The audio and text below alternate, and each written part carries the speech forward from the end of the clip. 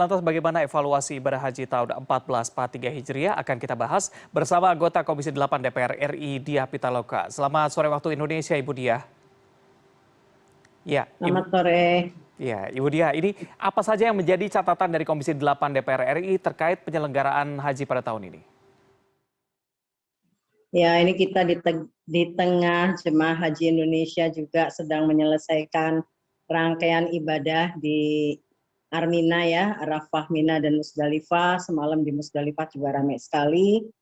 Orang pada mengambil batu dan sekarang mulai konsentrasi untuk mikot di Mina, mabit di Mina. Jadi ya evaluasinya ini masih berjalan, Mas, masih berjalan dari apa yang sudah didapatkan oleh anggota DPR yang juga melakukan fungsi pengawasan.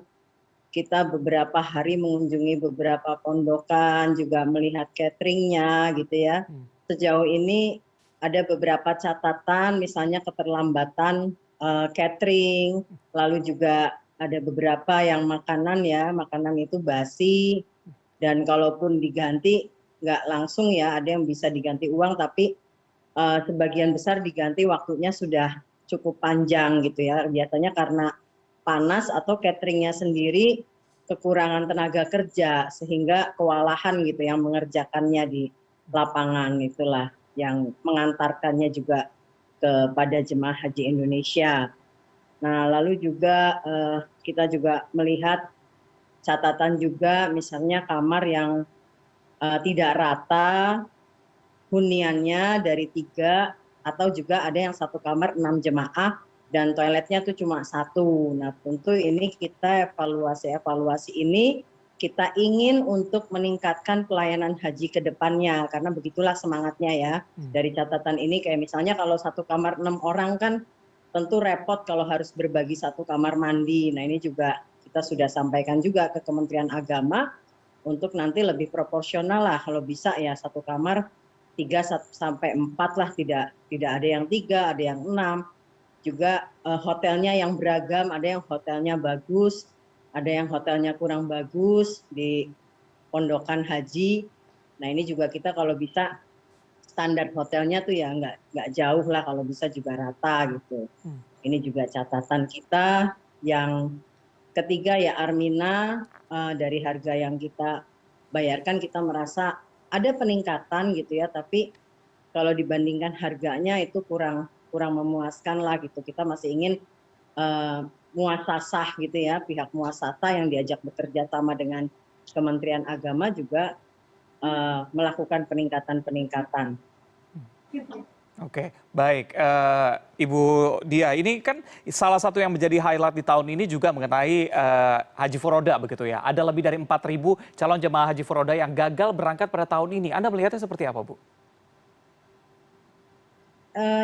Iya, ini juga catatan kita yang kita biasanya tidak bahas, itu menyangkut penyelenggaraan haji khusus. Nah, haji khusus ini yang kita sudah bicarakan juga dengan Kementerian Agama untuk membangun sistemnya juga lebih terintegrasi. Nah, tapi bagaimana nanti integrasi antara penyelenggaraan haji khusus yang diselenggarakan oleh pihak swasta dengan pemerintah ya, karena ini memang dua ruang yang berbeda. Kalau haji khusus itu memang lebih banyak bisnis entity ya, entitas bisnis gitu ya, artinya travel haji khusus. Nah, tapi sejauh ini kemarin saya kemudian di Arafah juga sempat memantau, ya walaupun tidak terlalu banyak, jadi haji ini mungkin 1/5 atau 1/4 ya kuotanya yang dikeluarkan Saudi. Jadi juga tidak sepadat biasanya di Mekah, tidak sepadat biasanya, dan haji khusus Indonesia juga saya lihat cukup banyak walaupun tidak sebanyak biasanya ya. Nah, tapi itu juga sudah dapat kita lihat terselenggara dengan baik di lapangan gitu. Travel haji khusus ini cukup banyak mewarnai tenda-tenda di Arafah. Oke, Ibu Diah, ini pada perbincangan Anda dengan CNN Indonesia Newsroom sebelumnya, Anda mengatakan bahwa diduga ada pemalsuan dokumen dari 46 calon haji Furoda yang dideportasi begitu ya. Apa yang akan dilakukan agar kejadian sama tidak terulang pada tahun depan? Nah, ini memang perlu komunikasi yang lebih intens dengan kedutaan Arab kalau memang beberapa kasus ya, atau contoh kasus yang kemarin itu kan pemulangannya asumsinya karena pemalsuan dokumen ya.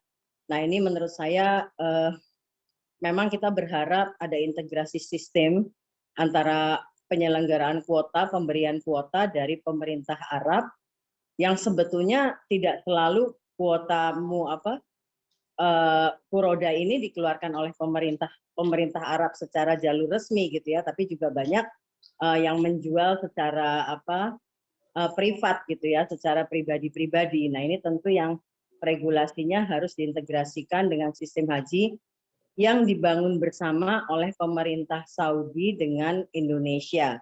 Nah ini menurut saya catatan-catatan yang menjadi penting bagi pembicaraan diplomasi kita antara Indonesia dengan pemerintah Saudi. Karena ini kan sudah menyangkut pemberian kuota ya, artinya masuk ke wilayah ranah imigrasi gitu kan, terus ada checkpoint juga. Nah ini hari ini di Mekah itu checkpointnya misalnya dari Jeddah itu banyak sekali checkpoint. Jadi tidak mudah hari ini bagi jemaah yang di luar jemaah haji memasuki area Mekah. Nah tentu persoalan-persoalan kayak misalnya pemalsuan dokumen itu sejak dari bandara sampai memasuki Mekah itu agak susah kalau misalnya kan banyak juga orang yang menggunakan visa ziarah.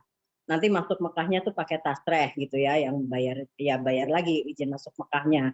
Kemudian masuk Arafah juga.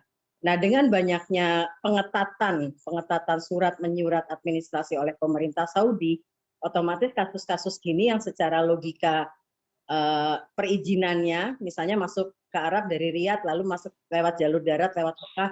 Nah, ini tentu tidak mudah juga untuk lolos gitu karena keterbatasan kuota kemarin kan banyak kemudian jemaah yang misalnya menggunakan paspor ziarah. Nah ini di lapangan tentu akan dengan banyaknya checkpoint hari ini yang diselenggarakan oleh pemerintah Arab, ini akan menimbulkan problematika nantinya di lapangan gitu ya dalam pelaksanaan mereka memasuki Mekah misalnya atau area haji. Oke, baik Ibu Dia, ini selain haji furoda kan beberapa yang menjadi catatan adalah mengenai jamaah calon haji yang meninggal dunia di sana. Begitu bagaimana faktor kesehatan yang harus menjadi highlight padahal mereka memang sudah dibekali seperti aplikasi telejamaah lengkap dengan gelang pintar untuk memantau kondisi kesehatan dari jamaah, terutama mereka yang beresiko tinggi. Iya, ini juga kita explore ya. Misalnya kayak penyakit itu yang banyak jantung, darah tinggi. Kalau gelang pintar itu kan sangat umum ya, pemeriksaan kesehatannya. Nah, misalnya yang jantung itu kan perlu, kemarin kita juga udah beberapa kali mungkin tim DPR itu mendatangi kesehatan haji ya, kayak kliniknya di Mekah. Nah, itu kapasitasnya cukup penuh gitu ya, dan itu tidak ada sekat-sekat gitu. Jadi kalau misalnya ada orang sakit di situ yang cukup parah gitu ya, karena misalnya komorbid gitu kayak jantung misalnya, darah tinggi gitu kan, akibat kelelahan, ya ada beberapa yang dehidrasi, itu tentu di situ rame-rame gitu, suasana ruangannya tuh sharing gitu ya, bisa sampai mungkin 10 tempat tidur, ada 5 gitu kan. Nah ini tentu tidak nyaman ya menurut saya kalau orang harus lawat inap di situ dengan penyakit yang cukup berat gitu ya karena komorbid. Yang kedua juga saya rasa menu makanan juga berkontribusi cukup signifikan. Misalnya polanya kan daging ayam gitu ya. Nah untuk beberapa yang darah tinggi itu mereka kesulitan gitu. Jadi mereka harus ngatur sendiri kalau yang kemudian punya kesadaran mengatur pola makan. Nah kalau dikasih misalnya daging terus ternyata kan juga tidak baik gitu kan. Nah, jadi mungkin kita nanti perlu juga masukan-masukan dari ahli gizi, karena bayangkan misalnya 40 hari gitu ya, makanya daging ayam gitu kan, dan menunya juga terbatas gitu ya, cuma 2 gitu kan, 2 menu plus nasi. Nah, ini juga tidak mudah gitu, karena kayak misalnya di Saudi, orang kalau misalnya beli makanan keluar kan juga tidak gampang dengan bahasa gitu. Nah, menu makannya juga nggak kayak di Indonesia gitu, mungkin yang pilihan menunya lebih banyak gitu. Nah ini yang jadi masukan juga, mungkin korelasinya antara pengaturan gizi dari makanan bagi jemaah haji dengan kondisi kesehatan jemaah yang punya komorbid seperti misalnya darah tinggi dan jantung gitu.